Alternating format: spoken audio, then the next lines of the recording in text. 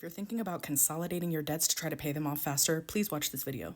Is debt consolidation always bad? No. But is it super easy to screw it up? Yes, and I would not necessarily recommend it. The reason is because you have to address the root cause of why you're in debt in the first place, and you absolutely have to stop adding to your debt once you are in debt consolidation. Here's what happened to me, and I'm not saying that this will happen to you, but it is very easy to make this happen to you. So I had over $5,000 of credit card debt.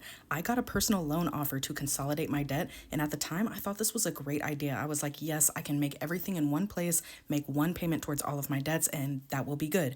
Now, keep in mind, I was in my early 20s, so I really had no idea what I was doing. I had nobody to tell me not to do this, and I had nobody to tell me that I needed to address the root cause of my debt in the first place. So guess what? Over time, I ended up maxing out my cards again. And is that my fault? Yes, it is, but I did not know better. So I effectively doubled my debt.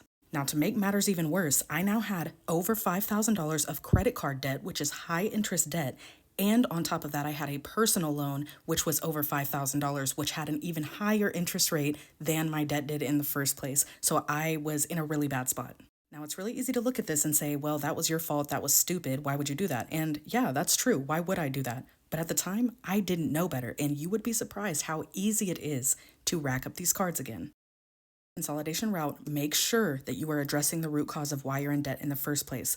Do you have a spending problem? Are you an emotional spender? Are you an impulse spender? Why are you in debt in the first place? You need to make sure you address this and stop. If you're doing consolidation, put your credit cards away, do the consolidation, and don't touch your cards again. Also, make sure that you are not using a predatory loan that has a high interest rate. At the time, I didn't know better, and that was a very hard lesson learned. In my opinion, the better solution is to do a snowball or an avalanche plan. I have calculators in my bio. You can also do this on a sheet of paper. If you don't know what either of those plans are, I do have videos about them on my page. Make sure you go and watch those. Make sure you stay off your credit cards and throw any extra money you have into these plans. They will get you out of debt exponentially faster than just trying to pay the minimums. I wish I would have done this from the start, but I didn't. But once I had all this over $10,000 of debt, I did use the snowball plan to get me out of debt in less than a year. Make a plan, stick to it, be consistent. You can do it. You got this, friend.